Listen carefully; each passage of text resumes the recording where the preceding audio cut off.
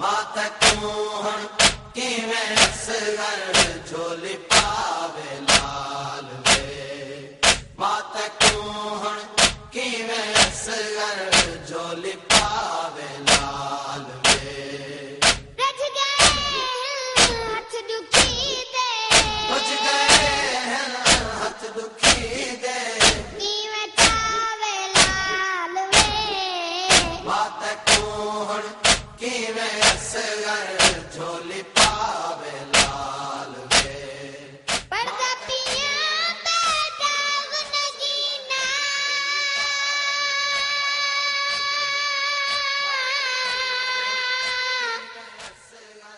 झोली पावे है इस्मत दा तको मैं महफूज रखेंदी। वो हुंदा वतन अगर होंदी प्यू दी शाही तेरे सारे नाज मनेंदी।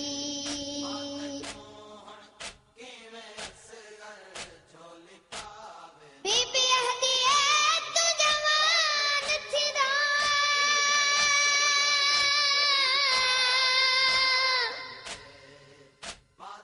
वो मेरा चोटियां वाला तेरियां जुल्फां बहे संवरेंदी। वो कोई लग गई है नज़र सकीफे दी पइयां खीर दा हक बख्शेंदी। पावे लाल वे। हुण पहला वक्त कोई नहीं लोरी देवा, वक्त कोई नहीं। हुण पहला वक्त कोई नहीं लोरी देवा, वक्त कोई नहीं। नाता दर्दा सुने ता, लोटा दर्द सुने ता, मां सुनावे लाल वे। बात तू हुण किवें असगर झोली पावे लाल वे। बात तू हुण किवें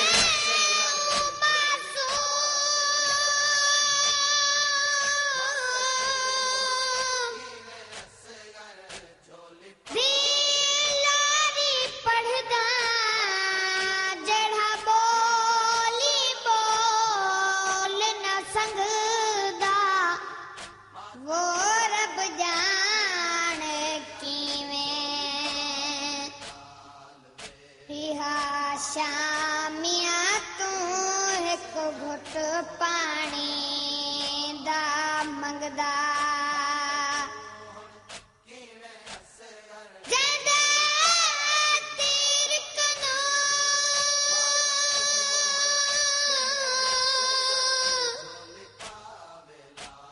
वो कद छोटा मकतूल है झे रंग दा। वो झल तीर झेड़ा बिच करबल दे गिया नक्शा बदाल है जंग दा। असगर झोली पावे लाल वे। रेत पे तू सम गया है, वक्त हावे धम गया है। रेत पे तू सम गया है, वक्त हावे दम गया है।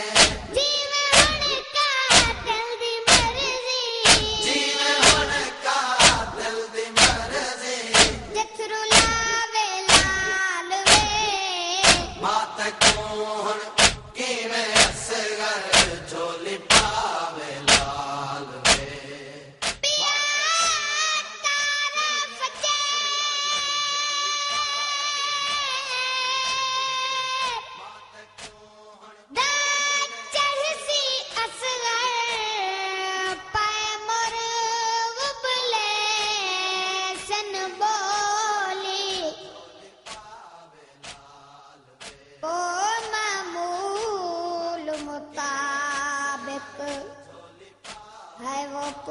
राकू पैया दे सनमा वालोली तेरी थन दवेला